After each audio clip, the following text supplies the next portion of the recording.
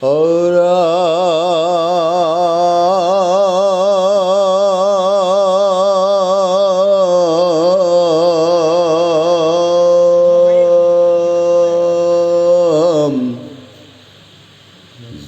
বোলা হেন মত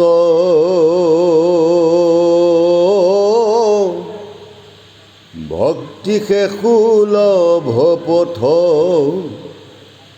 সবে কেন নজা ভয় মুক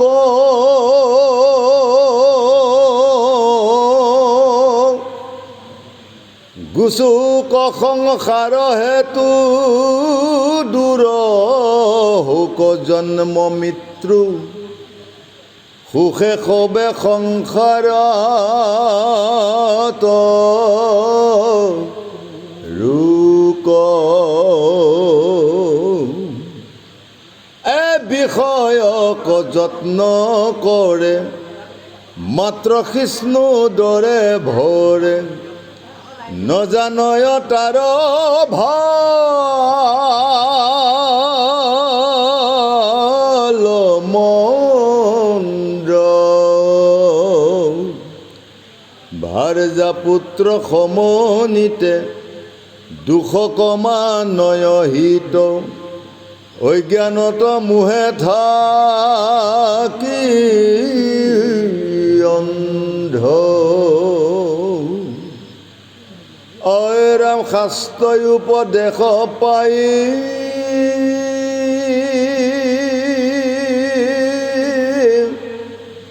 তথাপি বিশ্বাস নাই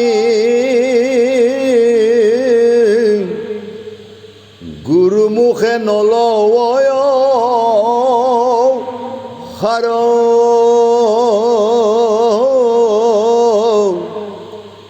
যদি দেখা দেখি কৰে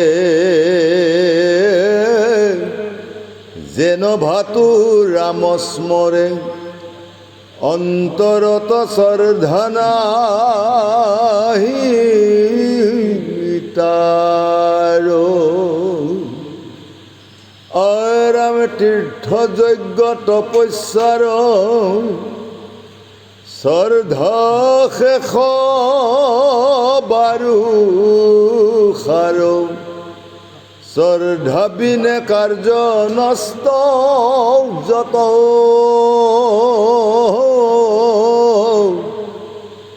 মুহূৰ্ত নকৰে ৰতি এতে যাই অধোগতি জন্ম মৃত্যু হুৱে সংসাৰত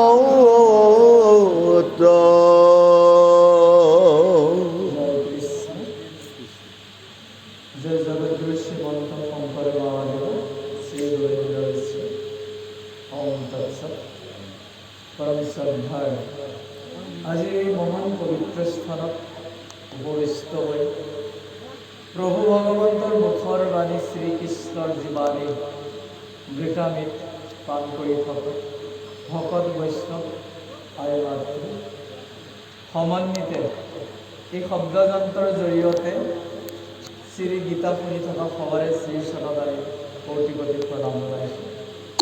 ইতিমধ্যে যি পাঠাচাৰ্য আৰু ব্যাখ্যাচাৰ্যই আপোনালোকক অমৃত দান কৰিলে তেওঁলোককো আমি সশ্ৰদ্ধ প্ৰণিপাত জনাইছোঁ। আচলতে গীতা শাস্ত্ৰখন সমুদ্ৰৰ লগত তুলনা কৰোঁ। সমুদ্ৰ যি কৃষ্ণই ধনঞ্জয় যাৰ মাহাত্ম্য অনেক জানিছিল, অকণমান জানিছিল, মাহাত্ম্যত লিখা আছে। সেইখন গীতা শাস্ত্ৰৰ ব্যাখ্যা কৰাৰ ধৃষ্টতা আমি কৰিব নোৱাৰোঁ। তথাপিও আজি স্বৰ্গগামী বহুজনৰ বিশেষ দিনটোত আমাৰ মহেন্দ্ৰ বৈষ্ণৱে আমন্ত্ৰণ কৰাৰ দৰে আমি অকণমান এই আসনত উপবিষ্ট হৈছোঁ। আপোনালোকৰ সহায় সহযোগ পালে নিশ্চয় আমাৰ আলোচনা সাৰ্থক হ'ব। এতিয়া আমাৰ আজি চলি আছে নৱম অধ্যায়। 18টা অধ্যায় আছে। গোটেই 18টা আলোচনা কৰা নাই। যি ৰাজ বিদ্যা গুহ্য যুগ, নৱম অধ্যায় ৰাজ বিদ্যা। যি বিদ্যা জানিলে, যি কথা জানিলে আৰু জানিব লগা একোৱেই নাই, অতি গোপন বিদ্যা স্বয়ং প্ৰভু কৃষ্ণই অৰ্জুনৰ আগত কৰিছিল। আচলতে এই গীতা শাস্ত্ৰ চতুৰ্থ অধ্যায়ত এটা কথা দিছে কৃষ্ণই, অৰ্জুনৰ আগত কোৱাৰ আগতো তাহানিতে বৈবস্বত মন কৈছিল, বিবস্বাত উদ্যোগ কৰিছিল, হৈ আহিছিল আত্মা পৰমাত্মাৰ জ্ঞান।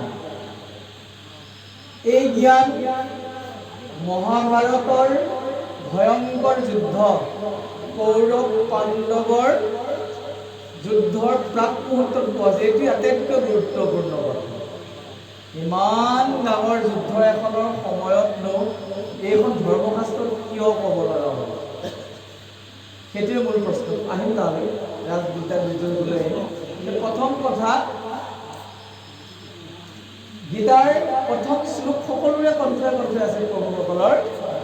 ধৰ্মক্ষেত্ৰে কুৰুক্ষেত্ৰে সমবেতা বিজোৎসৱা মামকা পাণ্ডৱস্যৈব কিম কুৰ্বত সঞ্জয়ঃ।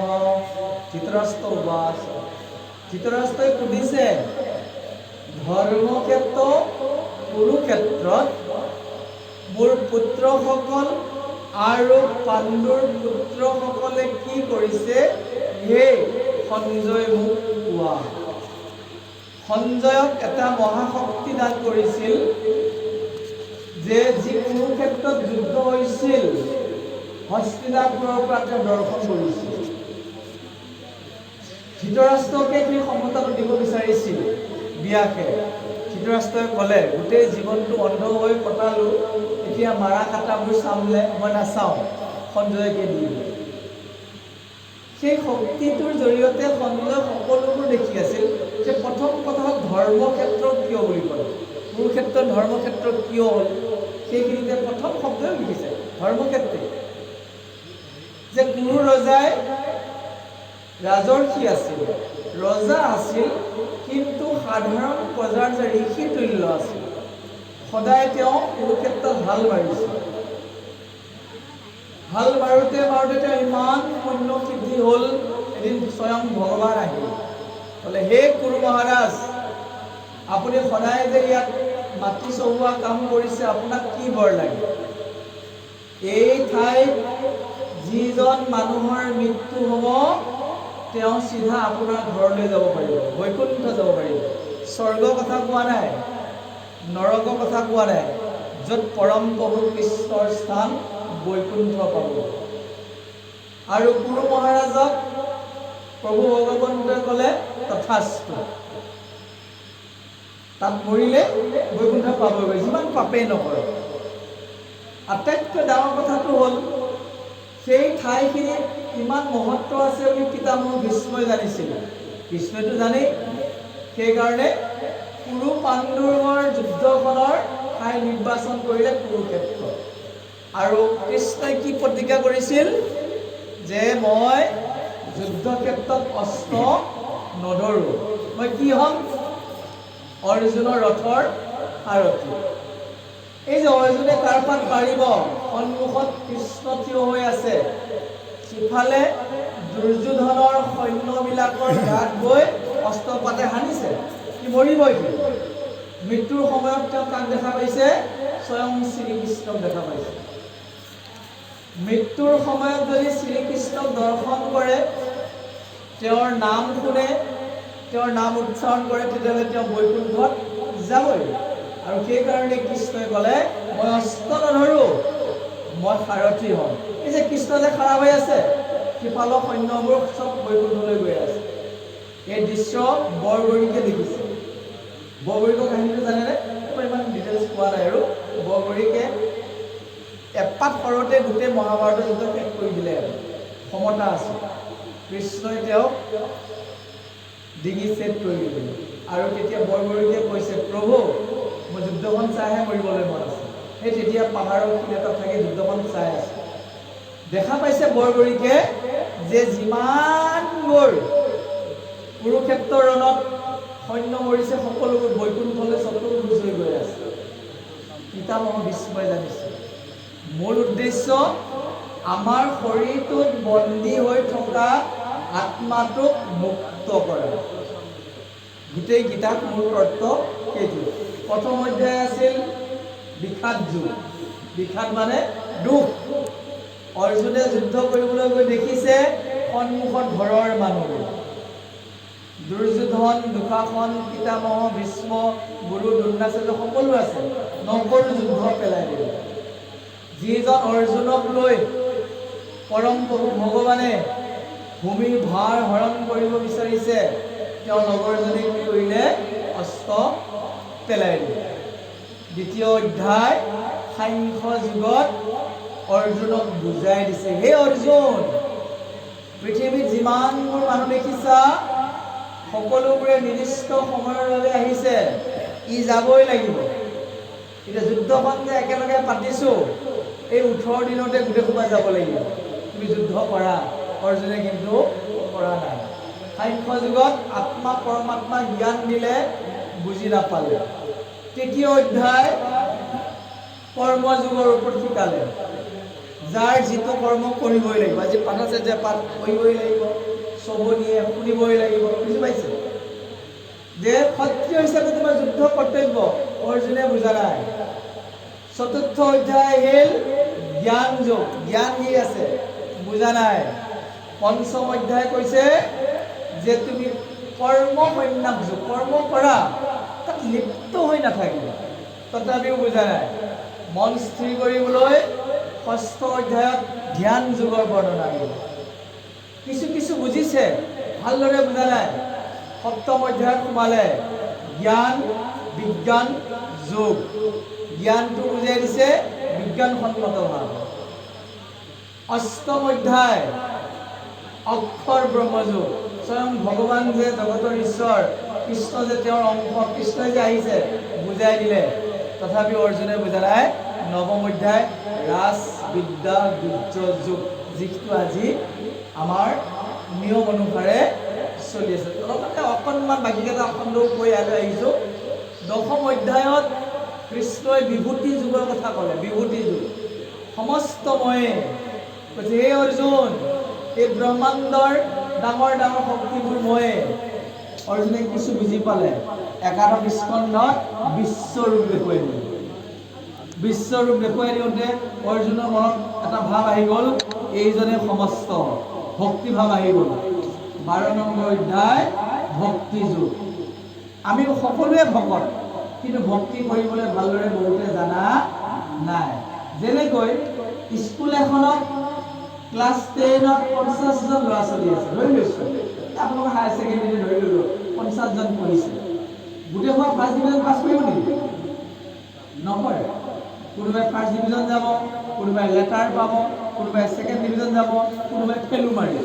ইয়াত যে আমি গোটেই যে ভকত বহি আছোঁ, সকলোৱে গতি নাপাওঁ। বুজিব পাৰিছেনে? এই ভক্তি যুগত সেই কথাখিনি ভালদৰে বুজাই দিয়া আছে। মন স্থিৰ কৰি কৃষ্ণকটো সেৱা কৰিবই লাগে, নোৱাৰিলেও মূৰগৃহ পুষ্পবাতি কৰিবা যতন, শুদ্ধভাৱে মূৰগৃহ কৰিবা লেপন, ঈশ্বৰৰ কৰ্মখিনি কৰিও ভক্তিভাৱে যাব পাৰি। 13 নম্বৰ অধ্যায় আহিল ক্ষেত্ৰ ক্ষেত্ৰজ্ঞ বিভাগ যুগ। এইটো দেহ হৈছে ক্ষেত্ৰ, ইয়াত এটা এনাৰ্জি আছে, যিটো থকালৈকে মানুহজনক কোনেও একো কৰিব শুই পেলাব নোৱাৰে। যিজন ব্যক্তি আজি আমাৰ পৰা গ'ল, তেওঁ সেই শক্তিটো গুচি গ'ল কাৰণে আজিৰ পৰা আজি 13 দিন হৈছে নেকি? 11 দিন। সেই এনাৰ্জিটো ক্ষেত্ৰজ্ঞটো ভাগ হৈ যোৱাৰ কাৰণে আপোনালোকে ক্ষেত্ৰটো জ্বলাই দিলে, ক্ষেত্ৰজ্ঞ গুচি গ'ল। 14 নম্বৰ অধ্যায় অতি সুন্দৰভাৱে গুণত্ৰয় বিভাগ যুগ, সতগুণ, ৰজুগুণ, তমুগুণ। পঢ়ি চালে ইমান ধুনীয়া লাগে। এজন মানুহক খাদ্যটো দিয়ে চিনি পাব পাৰি, তেওঁ সত্যগুণী নে ৰজুগুণী নে তমুগুণী। 15 নম্বৰ অধ্যায় কৃষ্ণই নিজৰ জাগাটো ব্যাখ্যা কৰিলে, পুৰুষোত্তম যুগ, যাক বৈকুণ্ঠ বুলি কোৱা হৈছে। ন তৎ ভাসয়তে সূৰ্য ন শশাঙ্ক ন পাবকঃ যদ্গত্তা ন নিবৰ্তন্তে তদ্ধং পৰমং মম বৈকুণ্ঠম। 15 নম্বৰ অধ্যায়ত বৈকুণ্ঠৰ ইমান ধুনীয়া বিৱৰণ। আমাৰ যে মানুহবিলাক যে মৰে, 3টা জেগালৈ যায়, পাপ কৰিলে নৰক, পুণ্য কৰিলে স্বৰ্গ, আৰু যদি ভক্তি কৰিব বুলি শিকিছে কৃষ্ণৰ ওচৰত বৈকুণ্ঠ পয়াম। যদি আপোনালোকে ভাগৱতত চাই, একাদশ স্কন্ধৰ নাম হৈছে বৈকুণ্ঠ কয়ান বল অতি সুন্দৰভাৱে 16 নম্বৰ অধ্যায়ত বুজাইছে দৈব অসুৰ সম্পদ বিভাগ যোগ এজন মানুহৰ গাত দুটা গুণ আছে দেৱত্ব গুণো আছে আসুৰিক গুণো আছে যিটোৰে কাম কৰিব মানুহে সেইটোৱে হৈ যাব এতিয়া আমি দুইজনে আজি দেৱত্ব কাম কৰি ঈশ্বৰৰ গুণানুকীৰ্ত ইয়াৰ পৰা যদি 2টা বজাত গৈ ক'ৰবাত ধাবাত সোমাই যদি এটা মাৰি দিবলৈ লগে লগে চেচে হৈ যাব এইটো আসুৰ হৈ যাব বুজি পাইছে দৈব আৰু আসুৰি দুইটা গুণ আমাৰ লগত আছে সাধুৰ সংগত ভাল মানুহৰ লগত থাকি দেৱগুণটো কি কৰিব লাগিব আমি আগুৱাই নিব লাগিব 17 নম্বৰ অধ্যায়ত আটাইতকৈ ডাঙৰ কথা দিছে এইটো গুণত্ৰয় বিভাগ যোগ যে আপুনি কি আহাৰ খাব লাগিব কি আহাৰ খাব নালাগিব আহাৰটোৱে আপোনাৰ জীৱনৰ গতি নিৰ্ধাৰণ কৰিব তাতে লিয়া আছে সত্যগুণী আহাৰ ৰজোগুণী আহাৰ তমোগুণী আহাৰ তমোগুণী আহাৰটো হৈছে নিচাযুক্ত বস্তু তমোগুণী আৰু যিবোৰ হৈছে ৰজোগুণী অতৃষ্ণ কটু অম্ল ৰাজশেষ ইষ্টা বিকোপ আময় পদা অৰ্থাৎ বেছি মছলাযুক্ত আহাৰ বেছি তেলালযুক্ত আহাৰ যদি খোৱা যায় শৰীৰটো সুস্থ হৈ থাকিব নোৱাৰে সত্যগুণী আহাৰটো সকলোৰে বাবে উপযোগী আয়ু সত্য বল আৰোগ্য ৰোগ বৃদ্ধি বিবৰ্ধনা কৈছে চিকনা হিদা আহাৰাহা সত্যগুণী ক্ৰিয়া সত্যগুণী আহাৰ খাইছিল ঋষি মুনিসকলে ফল মূল গাখীৰ যদি কোনোবাই নিৰামিষ ভোজন কৰিছে সেইটো সত্যগুণী আহাৰ তাতে কিবা ভাগ কৰিলে আহাৰটোৰ ওপৰতে অহা জন্মত আমাৰ সিদ্ধান্ত হ'ব কোন জেগাত জন্ম হ'ব বেছি মাছ মাংস খাই ভাল পোৱা মানুহজনক জন্ম দিছে মাংসহাৰী বাঘ ঘোম ইত্যাদি বুজিব পাৰিছে ভগৱান হৈছে ভকত বৎসল আপুনি যদি সেইটো কৰি ভালেই পায় 6 মাহ যদি শুই ভাল পায় তে আপোনাক ভাল পোৱা জন্ম দি দিব শুই থাক খাই থাক বুজিব পাৰিছেনে ইয়ং ইয়ং ব্যাপী স্মৰণ ভাবং তেজতি অন্তে কলেবৰম তম তম এবয়তি পত্য সদা তদ্ভাৱ সেই কুন্তীৰ নন্দন অৰ্জুন এজন মানুহে তেওঁৰ জীৱনত যিবোৰ কাম কৰিব জীৱনৰ অন্তিম সময়ত সেই কথা কেনেকৈ মনত কৰিব আৰু তেওঁ সেইভাৱে ঈশ্বৰ জন্মটো পাব যদি আপুনি ভাল কাম কৰিছে হয় কিহৰ সৰু উদাহৰণ ছাত্ৰজনে গোটেই বছৰটো পঢ়িছে তে ৰিজাল্টলৈ কিহৰ ভয় তাৰ পাছ কৰিব যদি পঢ়া সময়ত মোবাইল চাই কাম কৰি আছে ৰিজাল্ট বেয়া হ'ব আমি যে মানুহৰ জন্ম পাইছোঁ যদি কাৰো বেয়া চিন্তা কৰা নাই বেয়া বস্তু গ্ৰহণ কৰা নাই ঈশ্বৰৰ চিন্তা কৰি আছোঁ সৎ কাম কৰিছোঁ আমাৰ মৰিবলৈ আকৌ কিয় হৈ আছে বুজিব পাৰিছেনে 18 নম্বৰ অধ্যায়ত কিন্তু 7ম সিদ্ধান্ত দিলে মুখ্য যুগ মুখ্য পৃথিৱীৰ দুটা বস্তুৱেই সিদ্ধান্ত এটা হৈছে মৃত্যু আনটো হৈছে মুখ্য বা মুক্তি মুক্তিৰ পন্থাটো জানি ল'ব লাগিব বাকী কোনো জীৱ জন্তুৱে নাজানে মানুহে জানে কেৱল পৃথিৱীত যিমানবোৰ জীৱ জন্তু আছে কোনো জীৱই মুক্তিৰ বিষয়ে নাজানে মানুহে পাৰে শাস্ত্ৰ অধ্যয়নৰ জৰিয়তে মুক্তি দিব পাৰিব কেৱল এজনেই কোনে দিব মুক্তি কৃষ্ণ ভগৱান কৃষ্ণৰ বাহিৰে কোনেও দিব ভগৱান বুলি কওঁতে আমাৰ সনাতন ধৰ্মত ভগৱান ধেৰ আমি গম পায় একোপা ভগৱান কোনজন আচল কোনজন নকল ধৰিবই নোৱাৰে কিন্তু ভগৱান আচলতে 33 কোটি দেৱতা কথা কৈছে কিন্তু আচলতে হেড অফিচত এজনেই আছে এজন আছে যিখন গীতা পঢ়ি জানাম কৃষ্ণ গীতা কৃষ্ণহে সৰ্বশ্ৰেষ্ঠ কৃষ্ণই কৈছে সৰ্বধৰ্মান পৰিত্যাজ সব ধৰ্ম এৰি দিয়া মাম একম শৰণং ব্ৰজ কেৱল মোৰ চৰণত শৰণ লোৱা অহম তম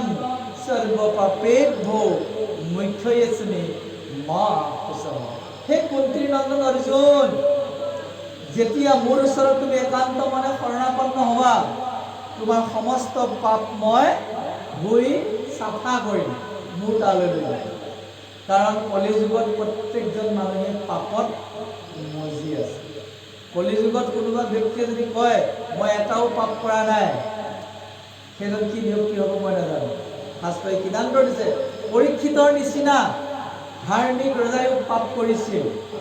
ধ্যানগ্ৰস্ত হৈ থকা সমিত মুনিক কি দিছিল? মৰা সাপ পিন্ধাই দিছিল।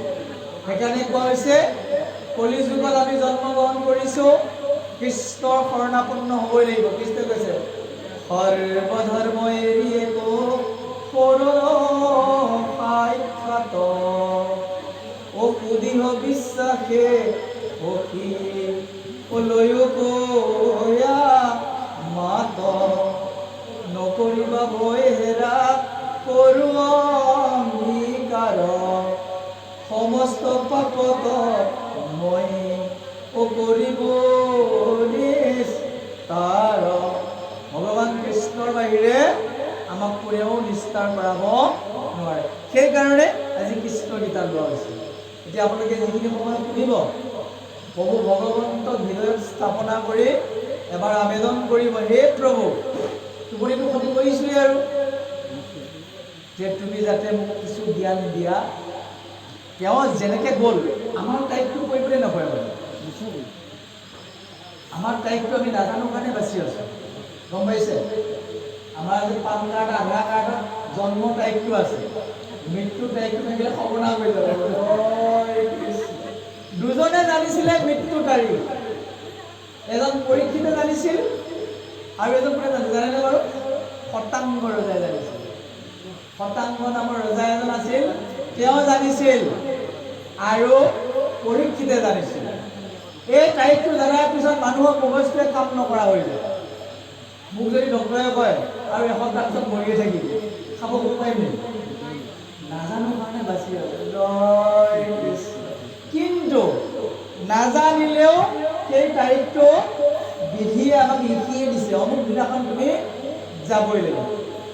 সেই তাৰিখটোলৈ আমি বাট চাই থাকি লাভ নাই। থাকা কেইদিন তজু গুণ নাম ধৰ্ম অনুপম এৰি আন কাম বোলা ৰাম। জানো নৱম স্কন্ধলৈ আহিছোঁ। ইয়াতে লিখিছে যে দূৰ হওক জন্ম মৃত্যু সুখে সবে সংসাৰৰ তৰুক। পৃথিৱীখনতে চাৰ্কুল আছে, 84 লাখ যোনি ভ্ৰমণ কৰি আমি মানুহ হৈছোঁ। এইবাৰ ভগৱানৰ ওচৰলৈ যাব লাগিব। যদি আমি এইবাৰ যাব নোৱাৰোঁ, আকৌ গছ গছনি হ'ব লাগিব, মাছ কাছ হ'ব লাগিব, পশু পক্ষী হ'ব লাগিব, তাৰপিছতহে মানুহ হ'ব পাৰিব। এই সাপৰ লুডুখন খেলি পাইছেনে? সৰুতে লুডু খেল এখন আছিলে, সাপৰ লুডু। এই 99ত যে দীঘল সাপটো আছে, তাত পৰিলে কি হয় বাৰু? ঠিক সেইদৰে এইবাৰ যদি পাৰ হ'ব নোৱাৰোঁ, আমি আকৌ অথাই সাগৰত পৰিব। কিন্তু আপোনালোকৰ ভগৱানৰ ওচৰত যাবলৈ ইচ্ছা আছেনে নাই? সেইটো এটা কথা। বহুতে ইচ্ছা নকৰে, আছেনে? যদি ভগৱানৰ ওচৰলৈ যাবলৈ ইচ্ছা আছে, তেতিয়াহ'লে ভক্তি একান্তভাৱে কৰিব লাগিব। বহুতে আকৌ ইচ্ছা নকৰে, আকৌ পৃথিৱীলৈ আহিব ইচ্ছা কৰে। সেইকাৰণে আপুনি নিজকে এবাৰ সুধি চাব যে মই সৰ্বশ্ৰেষ্ঠ মানুহ হিচাপে জন্মগ্ৰহণ কৰিলোঁ। মোৰ কৰ্তব্য আপোনাৰ ভাল কাম কৰিব, চবতে ভাল কাম। আপুনি খেতিয়ক হৈছে, ভাল খেতিয়ক হওক। আপুনি বিজনেছ কৰিছে, ভাল বিজনেছমেন হওক। আপুনি মাষ্টৰ হৈছে, ভাল মাষ্টৰ হওক। আপুনি পাঠক হৈছে, ভাল পাঠক হওক। আপুনি পূজাৰী হৈছে, ভাল পূজাৰী হওক। ভকত হৈছে, ভাল ভকত হওক। এধাপো কৃষ্ণ কথা আপুনি সিফালে যদি আকৌ কোৱাৰ্টাৰ এটা হৈছে কেনেকৈ বুজিলে? তাৰমানে যি কামেই নকৰক, তাৰ আগত এটা বিশেষ কথা হৈছে ভাল কাম। কৃষ্ণই কৈছে মই চব মাফ কৰিম। ইয়াতে উল্লেখ কৰিছে যে ভাৰ্যা পুত্ৰ যি আছে, ই আচলতে আমাক দুখ দিব। ভাৰ্যা পুত্ৰই খন্তেক সুখ দিব পাৰে। ধৰি লৈছোঁ আপোনাৰ ল'ৰা, ধৰি লৈছোঁ আপুনি ডাঙৰ ভকত, ল'ৰা এটা ছোৱালী এজনী হ'ল আৰু আপোনাৰ আনন্দ আৰু মানুহজনীও চাকৰি কৰে, খুব ফূৰ্তি। ল'ৰাটোৱে ডাঙৰ হৈ যদি ড্ৰাগছ আসক্ত হৈ যায়, আপোনাৰ কি গতি হ'ব? ছোৱালীজনীয়ে যদি নাযাবলগীয়া ল'ৰা এটালৈ গুচি গ'ল, আপোনাৰ গতি কিবা এটা ভালত কৰি দেখোন কালে হৈ গ'ল, হয়নে বাৰু? সংসাৰখন পৰিচালনা কৰিবলৈ যোৱাৰ প্ৰাক মুহূৰ্তত সংসাৰৰ জ্ঞান লাগিব। আজি সমাজত বহু পিতৃয়ে দুখ কৰিছে, মই নিসন্তান হৈ থকাই ভাল আছিল, নাজানাৰ ফলত। বৰ ধুনীয়াকৈ কথাবোৰ দিয়া আছে। আমি মহেন্দ্ৰ প্ৰভুৰ শ্ৰীকণ্ঠৰে শ্ৰৱণ কৰিম। আহক আমি। আৰু কিবা প্ৰশ্ন থাকিলে প্ৰভু ভগৱান আই ক'ব লাগিব, একো জানো বুলি নাভাবিব। দুটা এটা কথা ইফালে সিফালে ক'ব কাৰণে মানুহে মাতে। তথাপিও সুধিলে এইকাৰণে বেয়া নাপাওঁ, আপুনি সংশয় ছেট কৰক। আপুনি সময় দিছে, এইখিনি সময় ফেনখন 4 নম্বৰত দি লৈ আপুনি একদম ধুনীয়াকৈ শুই থাকিব লাগিছিল। আৰু ইয়াত কি অৱস্থাত আছোঁ হয়নে? থকা সময়কণ আমি যাতে কিবা এটা ইয়াৰ পৰা নিব পাৰোঁ। সেয়েহে এই প্ৰশ্নবোৰ হ'ব লাগিব প্ৰাসংগিক, প্ৰসংগ অনুযায়ী হ'ব লাগে। পেমেণ্ট প্ৰশ্ন কিছুমান হ'লে অসুবিধা হয়। আত্মা সম্বন্ধীয়, জীৱন সম্বন্ধীয়, ভক্তি সম্বন্ধীয় প্ৰশ্ন সুধিব। সকলোৰে লৈ আমি দুৱাৰ জয় কৃষ্ণ মনত ভাৱ লাগিব।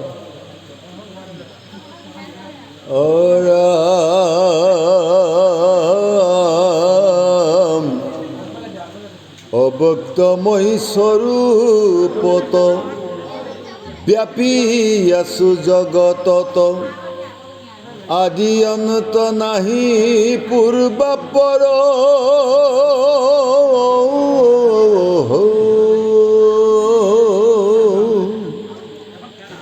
কাৰ্যৰ কাৰণ যত মই বিনে নাহি আন, মুতৈ আছে যত চৰাচৰ। জগতৰ যত প্ৰাণী সকলো মোতে সেই আছে, মই নাথাকো তা সম্বাদে।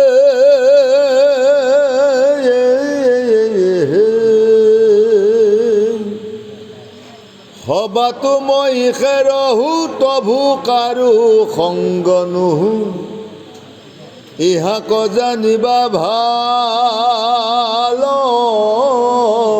মতে। ঐ ৰাম যেবে বোলা হেন সখী, তোমাতে আছো আমি, তুমি কেনে নাথাকায়া মাত। দেহ বস্ত্ৰ যেন দুই অন্য অন্য সংযোগ হৈ, দুইটো দুই আছয় খাত। আৰামে গুজ্জ গুজ্জ তৰ সখী, গুজ্জতম যাক দেখি,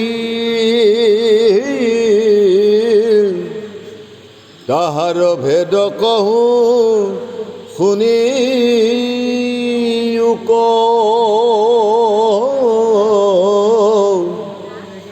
বেদ শাস্ত্ৰ পুৰাণত নিৰূপী কহয় যত, তাকে গুজ্জ বোলে সৰ্বলোক।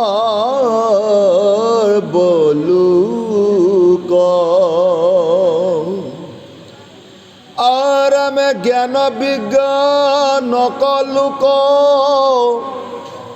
অনুভৱ বোলে মোক, সেই গুজ্জতম নিৰূপম।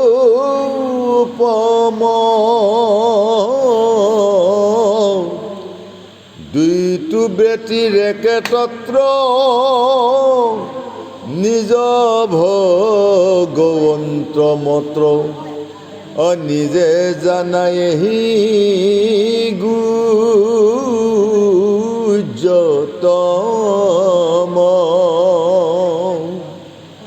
অৰামে যেন কুৰ ভাৱ সৰ্প, বিষগৰ্বে কৰে দৰ্প, মন্ত্ৰ শুনি চপৰাৱে মাথ।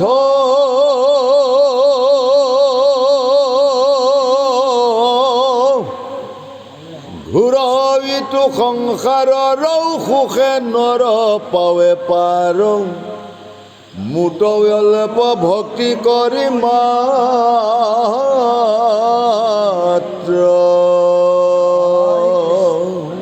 অতি সুন্দৰভাৱে কৃষ্ণই বুজাই দিছে প্ৰভু ভগৱন্ত অব্যক্ত স্বৰূপত থাকে। তেওঁক যদি আমি সদায় দেখা পাই থাকোঁ তেওঁক আমি অৱহেলা কৰিম। বুজিব পাৰিছেনে? এতিয়া ভগৱানজন নাই কাৰণে সকলোকে বিচাৰি ঘূৰো আৰু থকা হ'লে আমি তাক গুৰুত্ব এতিয়া চাব। আমাৰ এতিয়া 500 টকীয়াবোৰ কিমান মূল্যৱান। আৰৱৰ যিবিলাক তেল বেপাৰী সিহঁতে এনেকৈ সৃষ্টি দিয়ে এমুঠা ধৰিব 500 টকীয়া দেখা পাই আচৰিত। তেলৰ ভাণ্ডাৰতে আছে তেওঁলোকে হাজাৰ হাজাৰ কোটি টকা আছে, তেলৰ তাত মূল্য নাই। যে আপোনাৰ ল'ৰা ছোৱালী আছে নহয়, আপুনি এতিয়া যিমান গুৰুত্ব দিয়ে নাথাকা হেঁতেন বেছি গুৰুত্ব দিলে। প্ৰভু ভগৱন্ত অব্যক্ত আৰু তেওঁক সন্তুষ্ট কৰিব পাৰিলেহে সংসাৰখন আপুনি তৰি যাব পাৰিব। কৈছে সংসাৰখন তৰি যাব পৰাৰ একমাত্ৰ উপায় হৈছে ভক্তি। আটাইতকৈ ডাঙৰ কথা, কেনেকৈ ভক্তি কৰিলে আমি ভগৱানক সন্তুষ্ট কৰিব সেইটো আমি নাজানো।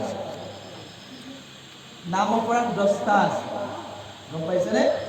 সেই নাম অপৰাধকেইটা যদি আপোনাৰ লগত লাগি থাকে, আপুনি যিমান দান দক্ষিণা নকৰক, যিমান ভাল কাম নকৰক, একোৱে ফল নিদিয়ে। বুজিব পাৰিছেনে? আপোনাৰ যদি খালৈটো যদি ফুটা হৈ থাকে, জালত যিমান মাছ উঠাওক থাকিব নেকি? চব শূন্য হৈ যাব। সেইকাৰণে প্ৰথমে জানিব লাগিব ভক্তি মানে কি। প্ৰথম কথা হ'ল সেইটো, নাম অপৰাধ নোহোৱাকৈ এজন ব্যক্তিয়ে জ্ঞানে বা অজ্ঞানে যদি এটা নাম লয়, সেইটোৱে কৰি যাব। সেইটো কোন আছিল? অজামিল প্ৰমা। নাম শুনিছেনে অজামিলত?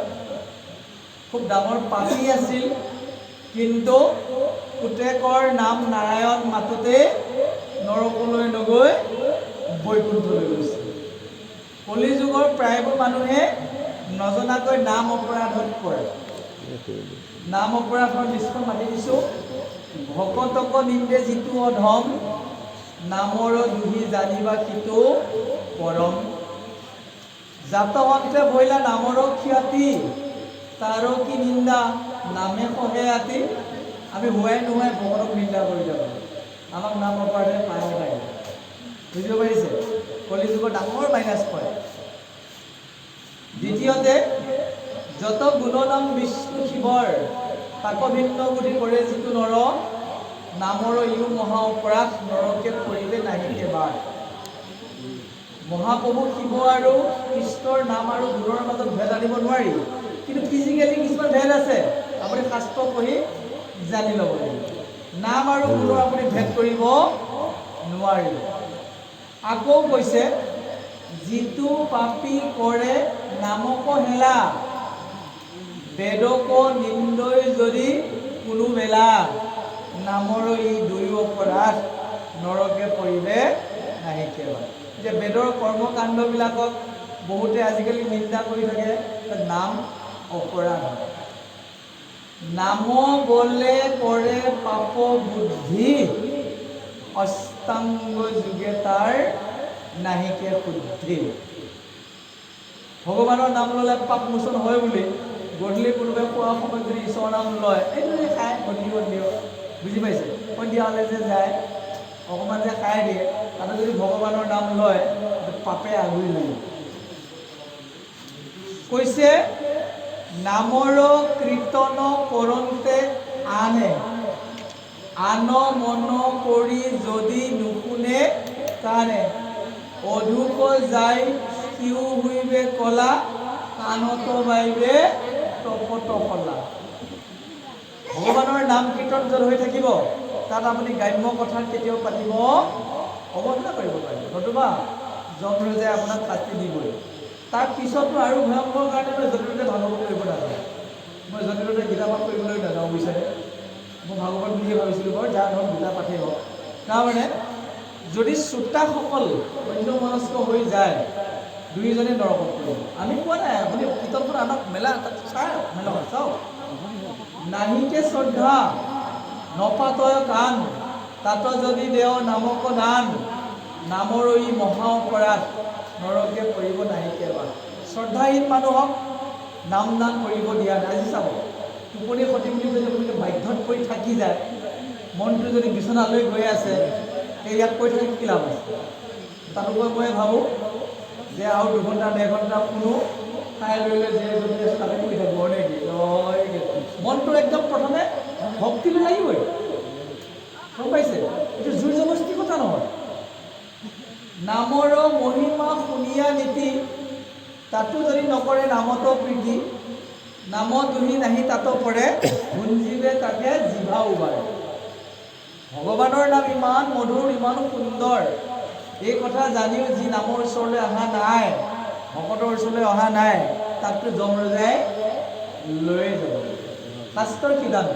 এতিয়া চাব, এয়া হৈছে নাম অপৰাধ।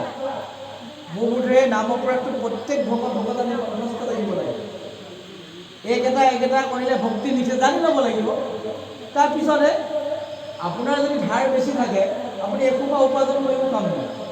5টাৰ ভিতৰত যদি ধাৰ আছে, আপুনি 50,000 টকা দৰমহা পাই সুদেৱক মুঠতে দিব লাগিব। বুজি পাইছে? যদি আপোনাৰ এটকাও ধাৰ নাই, 500 টকা বজাৰ কৰি আহিও দেখোন 500 টকাটো হাততে থাকিব। বুজিব পাৰিছেনে? বুজিবৰ কাৰণে অধিক মাত্ৰাত ধাৰ থকা মানুহৰ বহুত উপাৰ্জন কৰিলেও কাম নিখিজে। ধাৰ নথকা মানুহৰ সবকে 2 টকা পালেও কাম নহয়।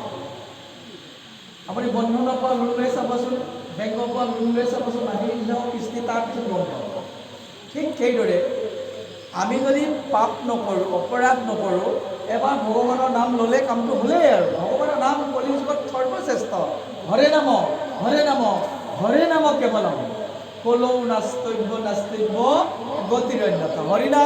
হৰিনামৰ বাহিৰে কলিযুগত আন একোহে গতি দিব নোৱাৰে। কলিহে শ্ৰেষ্ঠ 4 যুগ মাজে প্ৰশংসা কলিক জ্ঞানী সমাজে। কাৰণ এই শ্ৰৱণ কীৰ্তন কৰিয়ে যি পুণ্য পাম, বেলেগ যুগত হ'লে নাপালোহেঁতেন। সত্য যুগ হোৱাহেঁতেন পৰ্বত গুহাত গৈ ৰ'দে বতাহে বৰষুণে ধ্যান কৰি থাকিব লাগিলেহেঁতেন। কেঁটা হোৱাহেঁতেন যজ্ঞ কৰিব লাগিলেহেঁতেন। দাপৰ হ'লেও পূজা কৰিব লাগিলেহেঁতেন। কলিত অকল শ্ৰৱণ আৰু কীৰ্তন। পৰম ঈশ্বৰ দেৱ কৃষ্ণ নাৰায়ণ তান মহাভক্তিটো শ্ৰৱণ কীৰ্তন। যদি আপুনি শ্ৰদ্ধাৰে শুনিছে, সেইখনেই ভক্তি। ভগৱানৰ কথা যদি আপুনি কৃষ্ণৰ কথা, কৃষ্ণৰ গীতা হওক, ভাগৱত পুৰাণ যিয়ে নুশুনক, শ্ৰদ্ধাৰে যদি শুনিছে, হৈ গ'ল ভক্তি। শ্ৰদ্ধাৱান লগতে জ্ঞানম। শ্ৰদ্ধাৰে শুনিব লাগিব। নুবুজিব পাৰোঁ কিছু কথা, হয়তো আপোনাৰ লগত মোৰ কথা নিমিলিব পাৰে, কিন্তু তথাপিও শ্ৰদ্ধা লাগিব। কাৰণ এখন কৃষ্ণৰ মুখৰ বচন। ইমান সহজ কথা নেকি ইয়াক ব্যাখ্যা কৰাটো? ভয় লগা কথা। বুজিব পাৰিছেনে? কিন্তু কৃষ্ণই কৈছে মোৰ নাম অনন্ত, মোক বুজি পোৱাটো সম্ভৱপৰ নহয়। নুবুজিলেও মোৰ কথা আগত লৈ যদি তুমি শুনিছা বা গাইছা, সেয়ে শুদ্ধ। তাতোকে আৰু কি লাগিছে? আহক অতি সুন্দৰভাৱে ইয়াতে লিখিছে যে তীৰ্থযজ্ঞ তপস্যাৰ শ্ৰদ্ধাকে সবাৰো সাৰ, শ্ৰদ্ধা বিনে কাৰ্য নষ্ট যত। মুহূৰ্ত নকৰে ৰতি এতে যায় অধুগতি, জন্ম মৃত্যু হুৱে সংসাৰত। যি কামেই নকৰক শ্ৰদ্ধা। আপুনি ধৰি লৈছোঁ খেতিয়ক, খেতিৰ প্ৰতি যদি শ্ৰদ্ধা নাই, আপোনাক লক্ষী দেৱীয়ে কেতিয়াও লগ দিব নোৱাৰে। এতিয়া ৰান্ধনী এজনীয়ে হাতেৰে প্ৰসাদ খালে মই গম পাওঁ ৰান্ধনী এজনীয়ে কিমান শ্ৰদ্ধাৰে বনাইছে, গম পাইছে? ইয়াতেতো ৰান্ধনী বহুত আছে। খচকৈ কাৰোবাৰ লগত খাব লগা হ'ল, খাওঁতেই গম পাইছে কিমান শ্ৰদ্ধাৰে ৰান্ধিছে। কোনোবাই যদি ক'ব আহোঁ ভাল বস্তু দিলোঁ, আহিবলৈ দুটা আহিব, তাই গ'লে লেঠাটো মানসিক বস্তুবোৰ তাত সোমাই যায়। গম পাইছে? শ্ৰদ্ধা। যি কামেই নকৰক। ছাত্ৰ ছাত্ৰী বহুতে কয় মোৰ ল'ৰাটো কেঁচা, অংকটো চোকা। আৰে আপোনাৰতো সেইকাৰণে কেঁচা, সি শ্ৰদ্ধাই কৰা নাই। সি খেলাত শ্ৰদ্ধা দিছে, মোবাইল চোৱাত শ্ৰদ্ধা দিছে, ঘূৰি ফুৰাত শ্ৰদ্ধা দিছে। সি ক'ত শ্ৰদ্ধা দিয়া নাই? পঢ়াত শ্ৰদ্ধা দিয়া নাই। গীতা ভাগৱত বুজি পাবলৈ টান, কৃষ্ণ কৃপা নহ'লে টান। কিন্তু যদি শ্ৰদ্ধা কৰে, গোটেই কথা আপোনাৰ মনত থাকিব। গোটেই কথা কিতাপ কি লাগিব? শ্ৰদ্ধা লাগিব। আপুনি পঢ়ি থাকক, গীতাখনৰ সন্মুখত থাকক, এটাও অধ্যায় নপঢ়াকৈ আপুনি গোটেই অধ্যায়ৰ কথা ক'ব পাৰিব। কি লাগিব? শ্ৰদ্ধা লাগিব। সেইকাৰণে কোৱা হৈছে, কোনোবাই তীৰ্থলৈ গৈছে, যদি শ্ৰদ্ধা নাই তীৰ্থযাত্ৰা বিফল। এবাৰ এজন মানুহক, তেওঁ মানে কথাবিলাক অলপ বেলেগ বেলেগ ধৰণৰ, তেওঁক সুধিলোঁ কিমানবাৰ জগন্নাথ গৈছে? 25 বাৰ জগন্নাথ। বাপৰে বাপ, 25 বাৰ জগন্নাথত গৈও আপুনি নিৰামিষ হ'ব পৰা নাই? মই ভয় খাই গৈছোঁ। মই ভয় খাই গৈছোঁ। কোনোবাই এবাৰ গৈয়ে নিৰামিষ হৈ গুচি আহিল বা কিবা কিবি এৰি থৈ আহে, কি আপুনি 25 বাৰ গৈছে? মই তেওঁক কোৱা নাই আপুনি অশ্ৰদ্ধা কৰিছে বুলি, কিন্তু চাওকচোন বাৰু, যে আমি তীৰ্থ কিয় ভ্ৰমণ কৰোঁ? এইবোৰ আজি তীৰ্থ কোনে জানে? ইয়ালৈ আহি কোনোবাই ভাল জ্ঞান লৈ যাব? ক'বতো নোৱাৰি। তীৰ্থ য'ত প্ৰভু ভগৱন্তৰ গুণানুকীৰ্তন হৈ আছে, য'ত সাধুসকল থাকে, সেইখনেই তীৰ্থ। তাকে যেনিবা গংগা, গয়া, কাশী ইত্যাদিও আছে। তালৈ গৈ আমি কি শিকিব লাগিব? মোৰ কিবা বেয়া আছে নেকি মই নিজকে উপলব্ধি কৰি লৈ সেইটো তাত বিসৰ্জন দি আহিব লাগিব। বুজিব পাৰিছে? বিসৰ্জন দিব লাগিব। আপোনাৰ বেয়া গুণ এটা আপুনি গংগাত বিসৰ্জন দি থৈ আহক, আপোনাৰ উপকাৰ হ'ব। মোৰ এজন খুৰাদেৱ দেখিছিলোঁ, মই গাঁৱত মানে পাঠ কৰিবলৈ টান পাওঁ, নামঘৰ খুঁটাটোতে বহি ল'ব, দীঘল পাগেৰ এটা বনাই ল'ব, একদম তেওঁ ক'বও নোৱাৰিব। এজনে খুৰাদেৱ, কোনো ক'ব নোৱাৰে, তেওঁ অশান্তিয়ে পাওঁ। আমি নোপোৱা মানুহবিলাক গুণেৰে নামঘৰত কিয় ধূমপান কৰিব? কোনেও ক'ব নোৱাৰে, জ্যেষ্ঠ মানুহ। কি হ'ল, এবাৰ জগন্নাথলৈ গৈ থাকোঁ এই থৈ আহিল। এদিন পাণ হৈছে, খুৱাইদেউ কৈছে, কিয় আজি কামত পোৱা নাই যে আপুনি? সদায় কৰি থকা দেখাই পাওঁ আৰু। জগন্নাথৰ পৰা আহিলোঁ, মই কিছুদিন বাহিৰত আছিলোঁ, তাত যাব পৰা নাই। খুৱাইদেউ বহি আছে, শুনি আছে ভাগৱত, তাকে খুৱাই কি হ'ল আজি আপোনাৰ? এই তালৈ গৈ এৰি থৈ আহিলোঁ নহয় বুজিছোঁ। জয় কিমান ভাল কাম কৰি চাওঁ। তালৈ গৈ যে এৰি থৈ আহিলোঁ বুলি ক'লে, এখন সমাজ শান্তি পাইছে। ঠিক সেইদৰে আপুনি ভাগৱতৰ অনুষ্ঠানলৈ যাব, গীতা অনুষ্ঠানলৈ যাব, আপুনি প্ৰথমে নিজকে সুধিব, মোৰ কিবা বেয়া গুণ আছে নেকি? যদি আছে, আপুনি লাহে লাহে লাহে লাহে এইটো বিসৰ্জন দিবলৈ যত্ন কৰক। সেইটোৱে ধৰ্ম। ৰত্নাকৰ নাম শুনিছে? ৰত্নাকৰে বাল্মীকি হৈছিল। কেনেকৈ বাল্মীকি হৈছিল? ৰত্নাকৰে বেয়া গুণবোৰ বাদ দিছিল আৰু ৰাম নাম লৈছিল। ৰাম নামৰ পাৱাৰ কিমান, চাব কিমান শক্তি। ৰাম ৰাম বুলিব দিয়ে, সি আমহে কৰি থাকে। লাষ্টত আহিল ৰাম ৰাম, ৰাম ৰাম ৰাম ৰাম কৰি যেতিয়া শৰীৰত ভ্ৰমণ কৰিল, সি ক'লে বা ডকাইতি বেয়া কাম, মানুহ হত্যা বেয়া কাম, বেয়া বস্তু খোৱা বেয়া কাম, চব বিসৰ্জন দিলে। তেতিয়া গম পালে আত্মাৰাম আছে। এই আত্মাৰাম কোন? জগতৰ ঈশ্বৰ। ৰাম জন্ম নহওঁতেই ৰামায়ণ লিখিলে। এটা শব্দ ৰাম, অৰ্থাৎ কৃষ্ণৰ সেৱাত কিছু নাহিকে আলাপ, আউৰ মনুষ্য হইবা এৰাইতো আহ। আকৌ যে মানুহ হ'ব আশা নাই। সত্তৰে গলত বান্ধা মাধৱৰ নাম, শংকৰে ৰচিলা ডাকি বোলা ৰাম ৰাম। বুজি পাইছেনে? কণ্ঠত ভগৱানৰ নাম এটা বান্ধিলেও বচাই দিব। সেইটোৱে শাস্ত্ৰৰ সাৰ। আৰু কৃষ্ণৰ চৰিত্ৰ ভাল পাব কি কয়? এই যে কথা যি যে আমি নৱম অধ্যায় সোমাই আছোঁ, এইবোৰ কি কৃষ্ণৰ চৰিত্ৰ? কৃষ্ণই কৈ আছে, অৰ্জুনে শুনি আছে, আজি আমাৰ বৈষ্ণৱে পঢ়ি আছে, আমি কৈ আছোঁ, আপোনালোকে শুনি আছে। লিখিছে কৃষ্ণৰ চৰিত্ৰ পৰম অমৃত, আতপে নাহি আন, কোটি কোটি যজ্ঞ তপজ প্ৰদান, হবেও নহিক মান। কৃষ্ণ গুণ নাম ধৰ্ম অনুপম, আকসাৰ কৰি ভৰা যত দেৱ ধৰ্ম দূৰতে তেজিয়া কৃষ্ণতে ভকতি কৰা এই তত জানি ও সিদ্ধি চক্ৰপাণি অনাদৰিয়ান কাম কৃষ্ণৰ কি কৰে ৰচিলা শংকৰে ডাকি বোলা ৰাম ৰাম সমস্ত সাৰ ৰাম নামৰ সোমাইছে গোটেই সাৰ সমস্ত শাস্ত্ৰৰ সাৰ ৰাম কৃষ্ণ আপুনি যিয়ে নকওঁ কোনোবা এটা নাম আপুনি হৃদয়ত বান্ধি লওক আৰু তাক অনবৰত যিকোনো কাম কৰিব খাওঁতে শুওঁতে উঠোঁতে বহোঁতে আমাৰ মুখত এটা শব্দ মানে জয় কৃষ্ণ কৈ আছোঁ গম পাইছেনে জয় কৃষ্ণটো কেনেকুৱাকৈ লৈছোঁ ভাগৱতৰ প্ৰথম শব্দ এই প্ৰভুহঁতে পঢ়ি থাকে আৰু জয় জয় কৃষ্ণ কৃপা অময় মহেশ্বৰ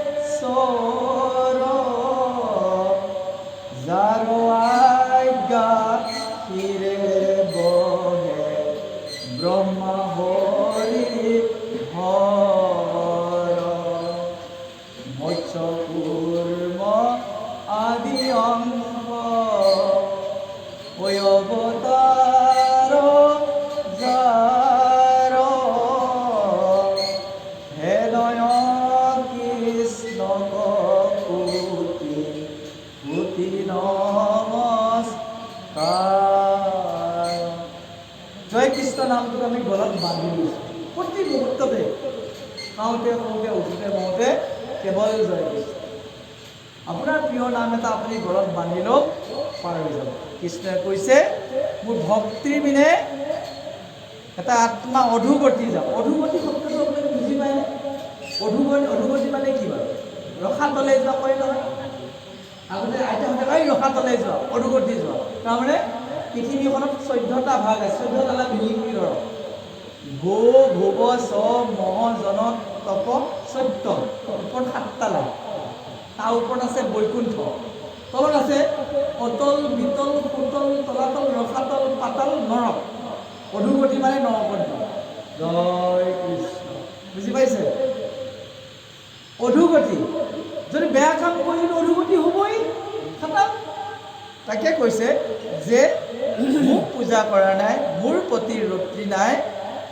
তপস্যাৰ প্ৰতি ৰতি নাই ভক্তিৰ প্ৰতি ৰতি নাই সি অধুগতি যাব কিন্তু আমি মানুহ হিচাপে অধুগতি যোৱাৰ কোনো অৰ্থ নাই আমি বুজি উঠিব লাগিব জীৱন মানে কি জীৱন মানে এটা সপোন মোৰ আজিও মনত আছে মই ল'ৰালি কালত পুৰা দুষ্টামি মোৰ আজিও মনত আছে খুব দুষ্ট আছিল মায়ে লৈ গৈ বানপানী আহিলে একদম কিমান দূৰলৈ গৈ সাঁতুৰি আহোঁ মায়েহে জীৱন দৌৰি থাকে বানপানীটো কিমান লেতেৰা বস্তু আহে কিমান সাপ ভোং কিবা কিবি আছে নামানো সেইটো মানুহ এতিয়া ককা দেউতা বুলি কয় সেইটো নামিলে ককা বুলিয়ে ক'ব সৌ সিদিনাখন চাওঁতে চাওঁতে 2.5 বছৰ পাৰ হৈ গ'ল চাওকচোন বাৰু চকুৰ বছৰ আপুনিও আজিৰ পৰা 30 বছৰ আগতে চকল লেখা আছিল চাওঁতে চাওঁতে জৰা ৰোগে পায় আৰু কেইদিনমানৰ পিছত যাবই হ'ব জীৱন মানে এটা সপোন আৰু সাঁথৰ কিন্তু তাক আমি কি কৰিব লাগিব সাৰ্থক কৰিব লাগিব প্ৰত্যেক দিনাই যদি ঈশ্বৰৰ নামৰ লগত জড়িত হৈ আছে তেতিয়াহ'লে আপোনাৰ জীৱন বিফল হোৱা নাই যদি আপুনি জীৱনৰ অধিকাংশ সময় বিষয় বাসনাতে ৰাখিছে তেতিয়াহ'লে আপোনাৰ জীৱন বিফল হৈছে আকাশে সঞ্চাৰে ৰবিৰথ বায়ু সূৰ্যৰ লগত হৰৈ জগতৰে আয়ু একখন মানে যিটো শুনে কৃষ্ণ কথা তাৰ বিনে আনৰ জীৱন যায় বৃথা ভাগৱতৰ প্ৰথম স্কন্ধ যে পূবত সূৰ্য উদয় হৈ পশ্চিমত মাৰ যোৱাৰ লগে লগে কেলেণ্ডাৰৰ পৰা আপোনাৰ জীৱনৰ এটা দিন কাটা গ'ল সকলোৰে যাব কিন্তু আপুনি যদি সিদিনাখন আপুনি কৃষ্ণ কথাৰ লগত নিজৰ মণিপুৰত অলপ প্ৰাৰ্থনা কৰিলে আপোনাৰ জীৱনটো বিফল হোৱা নাই সেইকাৰণে প্ৰতিদিন নিজৰ ঈশ্বৰৰ সেৱাক কেতিয়াও বাধা দিব বা বিৰত ৰাখিব নালাগে আৰু সুন্দৰভাৱে অব্যক্ত হৰিয়ে কিদৰে সমস্ত জগতখন চলাই আছে দি আছে আমি প্ৰভুজনৰ শ্ৰীকণ্ঠৰে শ্ৰৱণ কৰোঁ। জয় কৃষ্ণ। ৰামে অব্যক্ত ঈশ্বৰ হৈ ৰথতে আছো মই মুঠচৰ ধান কৰয়নৰ বোলে নাৰায়ণ অংশে কৃষ্ণ একদেৱ অৱতাৰ নিজ নাৰায়ণ হে ঈশ্বৰ ৰামেহি কৃষ্ণ শৰীৰত কোটি যে ব্ৰহ্মাণ্ড যত সবে আছে যত চৰাচৰ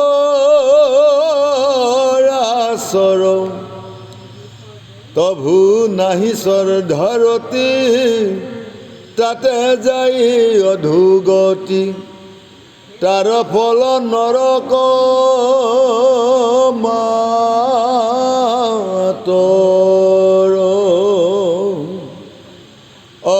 ৰামানয় অৱতাৰ গোলা কতু অংশ কতু কলা মই পূৰ্ণ ব্ৰহ্ম সনাতন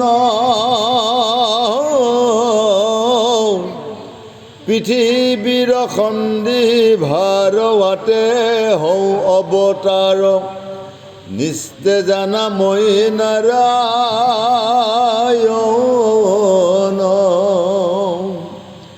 ব্ৰহ্মজনী মূৰ তত্ৰ কহিলন্ত নাৰদত ব্যাসত কহিলাত পুধনে পুৰাণত যিটো সাৰ ভাগৱত নামতাৰ ব্যাসে কৰি পৰম যতনে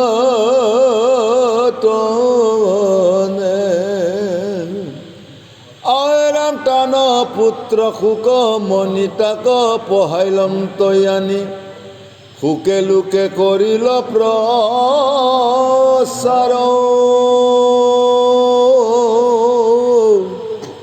বোলে দৈৱকীৰ গৰ্ভে ব্যক্ত ৱাসী ভৈলা ব্ৰহ্মা পূৰ্ণ ব্ৰহ্ম কৃষ্ণয় অৱতাৰ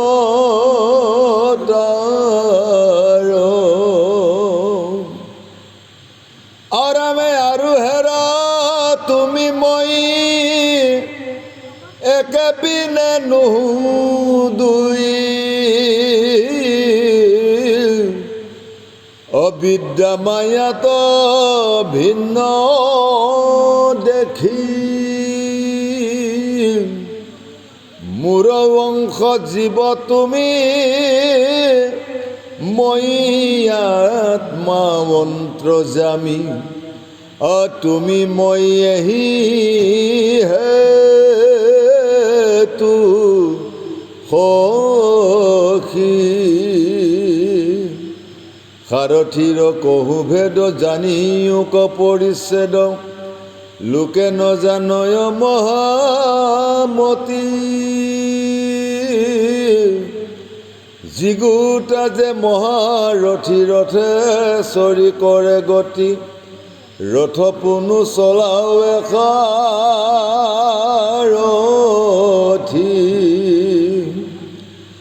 অৰামে দেহ ৰথ ঘূৰ মন ইন্দ্ৰী প্ৰাণ সেনাগণ বিষয় অৰণ্য সংসাৰৰ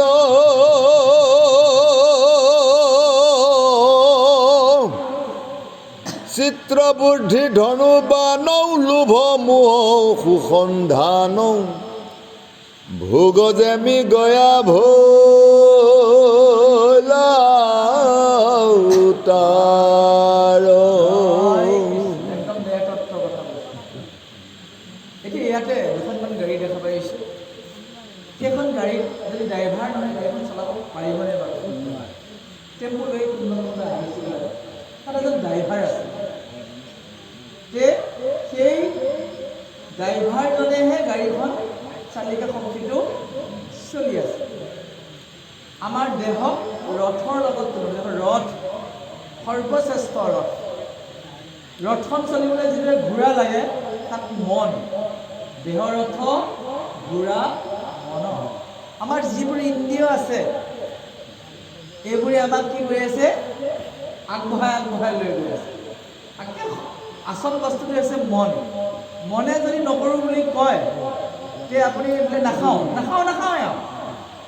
বুজি পাইছেনে মনটোক যদি কেনেবাকৈ লেকাম লগাই দিব পাৰিলে আপুনি বাচি গ'ল ধৰি লৈছোঁ কোনোবা এজন মানুহে গধূলি সদায় দিব ধৰি লৈছোঁ কোনোবাই এদিন ঘচক কেতিয়াও মনত কৰিলে এইটো বেয়া বস্তু খাই আছোঁ নাখাওঁ যা আজি লগৰ খুৱাব পাৰিব নেকি না মনটোৱে দেহৰ অৰ্থ ঘূৰা মনৰ ইন্দ্ৰিয় পানৰ সেনা বাকীবোৰ সেনা চকুৱে দেখা পোৱা লাগিলে কিছুমান মানুহে এৰি দিয়ে বহুদিন যদি আকৌ দেখা পায় মনটো লগৰ খাই দিয়ে চকুকেইটাও কোনো বস্তু নহয় এই বহুদিন নিৰামিষ খাই আছে নহয় আজি যেতিয়া তেল মাৰিলে কোমলে ভোকটো উগাৰ দিলে আৰু লগৰ থকা আজি তেল খাব পাম দে কৈছোঁ আৰু তাতে ঘাণেন্দ্ৰিয় ইও কম বস্তু নহয় যিটো আমাৰ ঘাণেন্দ্ৰিয় গুণ নহওক ইও ডেঞ্জাৰ বস্তু যিবোৰ মানুহে ৰেগুলাৰ ইউজ কৰি থাকে মাজতে যদি এৰি দিয়ে ক'ৰবাত গোন্ধ পোৱাৰ লগে লগে তাৰ মনটো লগাই দিয়ে ঘাণেন্দ্ৰিয় দৰ্শনেন্দ্ৰিয় চকু হাত ভৰিবিলাকতো আছেই এই সমস্তকে কাবু কৰি ৰাখিব পৰা শক্তিটো কাছৰ লগত তুলনা কাছ যে আপুনি মণিকূটত চাবচোন নামঘৰ মণিকূটত সকলোৱে মণিকূটত নাথাকে বাৰু তাত কাছ এটা দেখিছেনে নে বাৰু আছে নে কিহৰ প্ৰতি এইটো সংযমৰ প্ৰতি কাছই নিজৰ ইচ্ছামতে হাত ধৰি উলিয়াই দিব পাৰে নিজৰ ইচ্ছামতে সি সোমোৱাই থ'ব পাৰে আপোনাৰ ডায়েবেটিছ হৈছে আজি সকামলৈ আহিল যে চিৰা দৈৰ লগত দুটাকৈ গোল্লাৰ দিছে আপুনি হাত ধৰি সামৰি থৈ দিব ঐ মই নাখাওঁ দে এই দুটা খোৱা মানে হস্পিটেল যাব লাগিব বুজি পাইছেনে যদি আপোনাৰ সেইটো নাই এই কি হয় দেখা যাব দিলে নহয় খায় লাগিলে হাঁহ কাছৰ প্ৰতীকটো সেইকাৰণে ৰাখিছে যদা সমগতে স অয়ম কৰ্ম ইন্দ্ৰিয়ানি তথা কৈছে যিদৰে কাছই নিজৰ ইন্দ্ৰিয়বোৰ সংযম কৰি ৰাখিব পাৰে ঠিক সেইদৰে এজন ভাল ব্যক্তিয়ে সন্মুখত লোভনীয় বস্তু থাকিলেও কোচ খাই তাৰ পৰা আঁতৰি আহিব পাৰে এইটো কাছৰ সেইটো সংযমৰ প্ৰতীক হাতী এটা দিছে দেখিছেনে বাৰু এইটো মদমত্ত অহংকাৰৰ প্ৰতীক যিমান অহংকাৰী নহওক সিংহই পালে তাক সোধাই লাগিব নাম সিংহই হাতীটোক কি কৰিছে বশ কৰিছে আপোনাৰ মন বিষয় বাসনত আছে আপুনি নামত মন লগাই দিয়ক চব লাহে লাহে কমি যাব তাকে কোৱা হৈছে দেহৰূপী ৰথখনক প্ৰভু ভগৱন্তই আমাক অৰ্পণ কৰিলে আমি ইয়াক ভালকৈ চলাব জানিব লাগিব একেবাৰে আজিলৈকে এনেকুৱা কিবা ব্যক্তি আছে নেকি আমাৰ সমাজত একেবাৰে বেমাৰে হোৱা নাই এদিনো আছেনে কোনোবা আছে কিহৰ কাৰণে বাৰু এইটো কলিযুগত এতিয়াহে বেছি হৈছে আগতে কিন্তু ফাৰ্মাচী আছিল বুলি শংকৰদেৱৰ দিনত ফাৰ্মাচী আছিল বুলি মই শুনা নাই কিন্তু অত শাস্ত্ৰ পঢ়িলোঁ গোবিন্দ মিশ্ৰৰ দিনত বোলে বাওঁ পূজা চাৰিআলিত ফাৰ্মাচী আছিল বুলি শুনা নাই এতিয়া কিয় হৈছে GMCত যাব নোৱাৰি জোনবিল মেলা হৈ আছে কিবা কাৰণত দুদিনমান যাব নোৱাৰা হ'ল সোমাবই বেয়া লাগে জোনবিল মেলাতহে ইমান মানুহ পাৰিছিলোঁ GMCত ইমান মেলা কিমান বেমাৰী তাৰ কাৰণ চাৰি আঙুল জিভাপাত কণ্ট্ৰল কৰিব পৰা ইন্দ্ৰিয়ৰ ভিতৰত এই চাৰি আঙুল জিভাপাত যদি আপুনি ব্ৰেক লগাব পাৰে তে আপোনাৰ গোটেই শৰীৰটো সুস্থ হৈ থাকিব গম পাইছে শৰীৰ মাধ্যম চলো ধৰ্ম সাধনম ধৰ্ম কৰিবলৈও দেহাটো সুস্থ হৈ থাকিব লাগিব যদি মই ঘোষা কাম কৰা সময়তে যদি একদম পায়খানা লাগি থাকে ঠিক ঠিক গৈয়ে থাকোঁ সেই ঘোষা শিকা নহ'বই শৰীৰটো ভালে থাকিব লাগিব শৰীৰটো ভালে থাকিবলৈ হ'লে আপোনাৰ প্ৰথম জিভাপাত আৰু মনটোক কণ্ট্ৰল কৰিব লাগিবই খটাম তেতিয়াহে দেহটোত প্ৰভু ভগৱন্ত সুস্থিৰভাৱে থাকিব পাৰিব গোটেই সোপা কাৰণ হৈছে আমাৰ মানুহটো নিজেই মনটোক আপুনি প্ৰথমে কাবু কৰিবলৈ শিকক সেইটো নিজৰ হাতত মন্ত্ৰ সেইটো বেলেগ মন্ত্ৰ নাই যিটো কথাই আপোনাৰ জীৱনত অসুবিধা কৰিছে, তাক প্ৰথমে আপুনি আঁতৰাই ল'ব লাগিব। মই সৰু উদাহৰণ এটা বুজিবলৈ দি আছোঁ, জনাৰ কাৰণে দিছোঁ। আজিৰ পৰা কিছু বছৰ আগত মই এনেকৈ অহা নাছিলোঁ, মই আপোনালোকৰ নিচিনা বহি আছিলোঁ। নতুনকৈ ভোকত লৈছোঁ আৰু শুনি থাকোঁ, বেয়া নামাতেই নহয়, আমাৰ ডেকা মানুহ ক'ত মাতেও, শুনি থাকোঁ, কথাবোৰ ভাল লাগে। কেতিয়াবা অলপ খেলি মেলিকেও কয় নহয়, এতিয়া বুজি পোৱা মানুহ মনটো গৈ আছে, এদিনমান এইটো এখন আহিব পৰা ভাল আছিলে, কিন্তু মই পিছত দেখিছোঁ মোৰ মানে বহুত বেয়া গুণ আছে। ইমান বেয়া গুণ থকা মানুহবোৰ এখন এখন নিদিয়ে না, বুজিব পাৰিছেনে? মই লিষ্ট বনাইছোঁ কি কি বেয়া গুণ। আনৰ ভাল দেখিব নোৱাৰোঁ, জিভাপাত নিয়ন্ত্ৰণ কৰিব নোৱাৰোঁ, খংটো তিৰিচকৈ উঠে, সেই বেয়া গুণ লিষ্ট বনাইছোঁ। হেই ইমান বেয়া গুণ, ইমান বেয়া গুণ থকা মানুহ ব্যাখ্যাত মাতিবনে বাৰু? মই এটা সিদ্ধান্ত কৰিলোঁ, লিষ্টখন বনালোৱেই যেতিয়া এটা এটা এৰি দিলেই ভাল আৰু। মই সেইটো ডেট ল'লোঁ কি জানে, 31 ডিচেম্বৰ। 31 ডিচেম্বৰত এটা বেয়া গুণ এৰিমেই আৰু সিদ্ধান্ত আৰু। মই সমস্যাত পৰিছোঁ, মোৰ যিমান কোনোবা দীঘল লিষ্ট 31 ডিচেম্বৰত এৰিব গ'লে গোটেই জীৱনটোৱে লাগিব। জয় কৃষ্ণ। মই আকৌ বিপদত পৰিলোঁ নহয়। ধৰি লৈছোঁ 20টা যদি আছে 20 বছৰ নালাগিব, 20 বছৰ পিছতহে আহিব পাৰিম। মই কৈছোঁ 20 বছৰ মই জীয়াই থাকোঁতে নালাগে, মই ফৰ্মুলা বদলাই দিওঁ। মৰিগাঁৱত উঠেই ভাগৱত হৈ থাকিলোঁ, নামাতিলেও যাওঁ, গৈ একদম শুনি এই যিখন যে সেৱা হয়, সেৱাতে এটা এটা কাটি আহোঁ। জয় কৃষ্ণ। বুজি পাইছে? সেৱা যে হয়, এই যে কিবা মন্ত্ৰ চন্ত্ৰ পাতি কৰে, তাতে ভগৱানক সংডাল মস্ত এডাল বনাই দিব, এটা এৰিব নহয়। ভগৱানক এই অপৰপথটো আপুনি ৰাখিব নোৱাৰে নহয়। তেনেকৈ যেতিয়া আৰম্ভ কৰিলোঁ 2 বছৰে নালাগিল। জয় কৃষ্ণ। তাৰমানে আপুনি ভক্ত হ'বলৈ হ'লে আপোনাৰ বেয়া গুণৰ লিষ্টখন বনাওক, লিষ্টখন এফালৰ পৰা কাটি যাওক, যিটা মানে লিষ্টৰ পৰা শেষ হৈ গ'ল বেয়া গুণ, তেতিয়া আপুনি ভগৱানৰ ৰাজ্যত প্ৰৱেশ কৰিব পাৰিব। বুজিব পাৰিছে? একো বুজা নাই, এনেকৈ আছোঁ। জয় কৃষ্ণ। প্ৰথমে নিজক পৰিষ্কাৰ কৰিব লাগিব, যে প্ৰথমে নিজক প্ৰস্তুত, তাৰ পিছতহে বাকীবোৰ। এতিয়া আমাৰ সমাজত কেনেকৈ সংশোধন হৈছে জানে? ল'ৰাটোৰ কামবোৰ চব আছেই, খেল নচলে কাৰণে কৈছে, ঐ বৰ দেউতাই ঢুকালে, ককা দেউতাই ঢুকালে, মা ভগাবই মানুহ নাই, যা শৰণ লৈ আহ। তাৰ ইচ্ছা নাই, কিন্তু আমি জোৰ জবৰদস্তি তাক শৰণ দি আনিছোঁ। কি শৰণৰ শৰণটোৱে বুজা নাই। জানি নামে পঢ়িলো শৰণে, হে প্ৰভু মই জানিছোঁ শৰণ নহ'লে মই গতি নাপাম। আমাৰ শৰণটো কেনেকৈ চলিছে? এতিয়া ইহঁতে ডাঙৰ ল'ৰাটো এতিয়া তুমি সমাজৰ হেড হৈ গ'ল আৰু দেউতাক নাই যেতিয়া, সি বিয়া পাতাৰ পিছত যদি তাক শৰণ ভজন দিয়া হয়, সৰু বয়সত কিবা বুজি পাব নেকি? কথাটো কৈছোঁ, আমাৰ সমাজটো তেনেকৈ চলি আছে কাৰণে সমাজত ভক্তিৰ আচল বস্তুটো লাহে লাহে লাহে কমি গৈছে। কিন্তু মহাপ্ৰভু শংকৰদেৱে লিখা ভাগৱতত যিজন প্ৰহ্লাদৰ কথা আমি পালোঁ, প্ৰহ্লাদে কৈছে, হেন জানি শিশু হব এৰা আন কৰ্ম, কুমাৰ কালতে ধৰিও ভাগৱত ধৰ্ম। কুমাৰ কালত 5 বছৰ বয়সতে ঈশ্বৰৰ জ্ঞান আমাক লাগিব, কিন্তু আমি কেতিয়া ঈশ্বৰৰ জ্ঞান লৈছোঁ? মোকতো এতিয়া আহিবই নিদিয়ে মাষ্টৰখিনিয়ে। 60 বছৰ হোৱা নাই যে ৰিটায়াৰ হৈ পেলাই যাবি বুলি কয়। ৰিটায়াৰ হ'লে 60 বছৰ, কেতিয়ালৈকে থাকিব নে নাথাকিব? জয় কৃষ্ণ। সিহঁতৰ কথা নুশুনিলোঁ কাৰণে আজি আপোনালোকক লগ